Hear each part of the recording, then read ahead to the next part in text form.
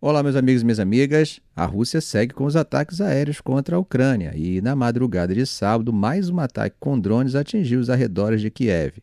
O impacto causou um incêndio em um armazém e quebrou janelas de prédios locais. Na própria capital, destroços de drones caíram em outros prédios no distrito de Solomiansk, no oeste da cidade.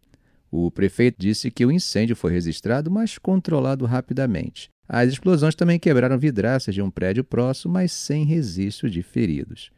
O alerta de ataque aéreo durou cerca de 3 horas. No sul, as forças russas atingiram Uliáipole, na região de Zaporíjia, com uma bomba guiada. 3 pessoas ficaram feridas.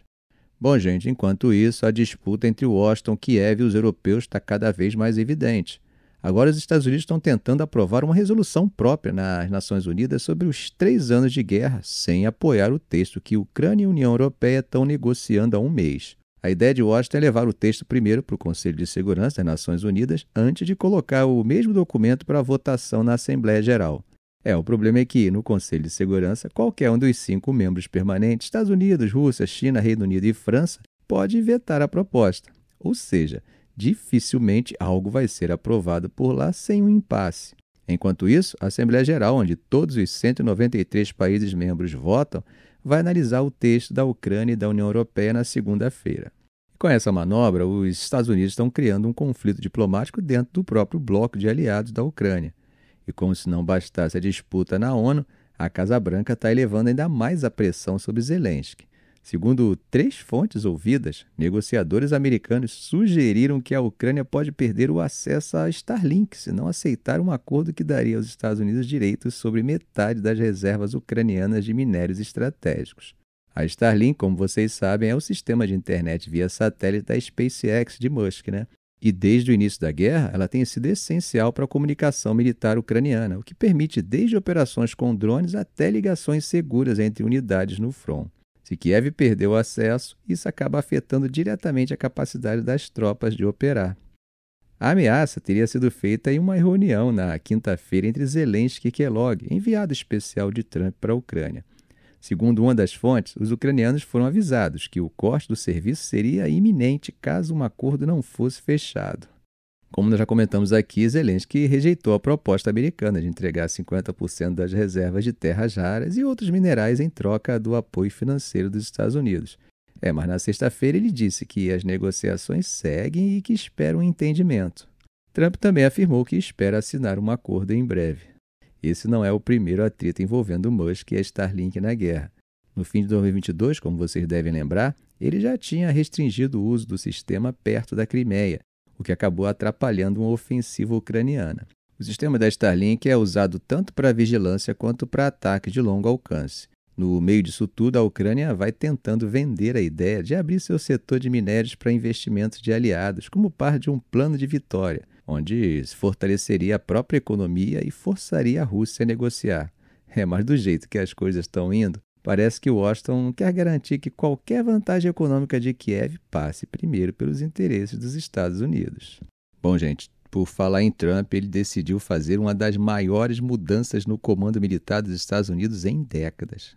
Ele demitiu Brown, chefe do Estado-Maior Conjunto, e afastou 5 outros almirantes e generais, incluindo a comandante da Marinha, Franchette, que era a primeira mulher a liderar um ramo das Forças Armadas dos Estados Unidos em toda a sua história. No lugar de Brown, Trump vai indicar Caine, um general aposentado da Força Aérea. Isso quebra a tradição de escolher alguém da ativa para o cargo mais alto do comando militar. Mas não fica por aí. Além disso, o presidente também vai substituir o vice-chefe da Força Aérea e os principais juízes militares do Exército, da Marinha e da Aeronáutica, cargos que são essenciais para a aplicação da justiça militar. Essa mudança já era esperada. Antes mesmo de assumir, Trump já dava sinais de que faria uma grande reformulação no Pentágono com cortes na equipe civil, mudanças no orçamento e realocação de tropas. Tudo isso dentro de sua política externa American First. Mas mesmo para um governo que já estava prometendo essas mudanças, esse nível de reestruturação é algo meio fora do padrão. Brown, que havia sido nomeado para um mandato de 4 anos até 2027, foi retirado do cargo imediatamente, sem esperar que o Senado aprove um substituto.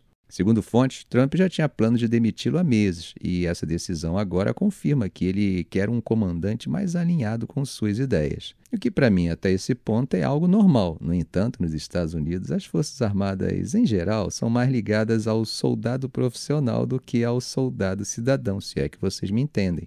A decisão, como já era de se esperar, gerou reação entre os democratas, que acusam Trump de transformar as Forças Armadas em um instrumento político.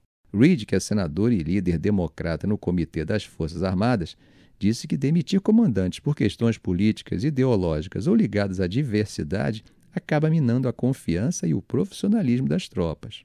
Moulton, que é deputado democrata e ex-militar, foi ainda mais direto e chamou a medida de antipatriótica e perigosa para a segurança nacional. Segundo ele, isso é a definição de militarizar a política, algo que os Estados Unidos sempre tentaram evitar.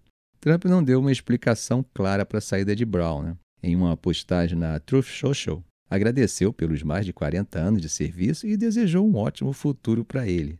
Mas o histórico recente mostra que Trump já vinha criticando a liderança militar e falava abertamente em se livrar de generais woke e de quem ele culpava pela retirada desastrosa do Afeganistão em 2021. Outra peça importante nesse cenário é Guest, o novo secretário de Defesa. Antes de assumir o cargo, ele já questionava publicamente se Brown teria sido escolhido por mérito ou apenas pela cor da pele, No seu livro mais recente, ele escreveu que essa dúvida sempre existiria e que Brown usava a questão racial como um cartão de visitas. Brown, que já comandou operações no Oriente Médio e na Ásia, falou abertamente sobre o episódio de discriminação que viveu na carreira militar, especialmente depois da morte de George Floyd em 2020. Mas isso claramente não foi suficiente para mantê-lo no cargo com Trump de volta ao poder. Agora, gente, o Pentágono entra num período de transição bem turbulento, com um novo secretário de Defesa que quer eliminar programas de diversidade e um presidente disposto a moldar o alto comando militar segundo suas preferências políticas. Além de Brown, Trump também afastou Francetti, que liderava a Marinha e foi a primeira mulher a ocupar esse cargo. Quando foi indicada por Biden em 2023, a decisão pegou até mesmo o Pentágono de surpresa, já que o nome mais cotado era Paparo, que na época comandava a frota do Pacífico. Agora resta saber se ele será chamado para assumir o posto que era de Franchetti. Essa não é a primeira vez que Trump dispensa uma mulher no comando militar. No primeiro dia do governo, ele já tinha demitido Fagan, que era chefe da Guarda Costeira e também a primeira mulher a ocupar o cargo. A decisão de agora, gente, reforça um padrão dentro da nova administração. Corte nos militares ligados à gestão anterior, foco em comandantes com alinhamento político mais próximo e eliminação de qualquer iniciativa que envolva a diversidade dentro das Forças Armadas. Outro detalhe que não passou despercebido foi a revogação do esquema de segurança pessoal de Mark Milley, ex-chefe do Estado-Maior e um dos generais que mais criticaram Trump depois de sair do cargo. Além disso, o Pentágono retirou o retrato dele das paredes do prédio. Milley chegou a receber ameaças de morte depois de se opor a Trump em diversas questões. Ainda não está claro quem vai assumir os cargos de juiz-mor do Exército, da Marinha e da Aeronáutica, mas Erguest já deu a entender que vê esses tribunais militares como um problema. No seu livro, ele criticou os advogados das Forças Armadas, dizendo que muitos gastam mais tempo processando soldados do que lidando com inimigos. Isso pode indicar que mudanças ainda mais profundas estão por vir no sistema de justiça militar dos Estados Unidos. Enquanto isso, a OTAN continua testando sua capacidade de mobilização rápida com o Steadfast Dash 2025, um dos maiores exercícios militares nos últimos anos. A operação envolve cerca de 10 mil soldados de 9 países e acontece na Romênia, Bulgária e Grécia. O foco, novamente, é reforçar a defesa no leste da aliança, principalmente por estar próximo à fronteira com a Rússia. Só que dessa vez o clima dentro da OTAN não é só de cooperação, mas é também de preocupação. A Europa segue tentando entender até onde vai o novo posicionamento dos Estados Unidos sobre Trump. Pete Hegseth, que é secretário de Defesa dos Estados Unidos, já deixou claro que Washington espera que os aliados aumentem os gastos militares e assumam um papel mais ativo na segurança regional. E quando ele disse isso foi visto como um sinal de que os Estados Unidos podem reduzir seu envolvimento direto na defesa do continente. Bom, até agora o governo dos Estados Unidos não anunciou nenhuma retirada de tropas, mas essa mudança no discurso já faz os aliados europeus repensarem a estratégia. Radu Tudor, que é analista militar na Romênia, disse que uma redução da presença dos Estados Unidos no país seria praticamente um presente para Putin. Isso pelo fato de que enfraqueceria o flanco oriental da OTAN e obrigaria os europeus a cobrir essa lacuna sozinhos. Enquanto essas questões políticas se desenrolam, os exercícios seguem a todo vapor. As tropas na Romênia já realizaram treinamento com fogo real e guerra de trincheiras.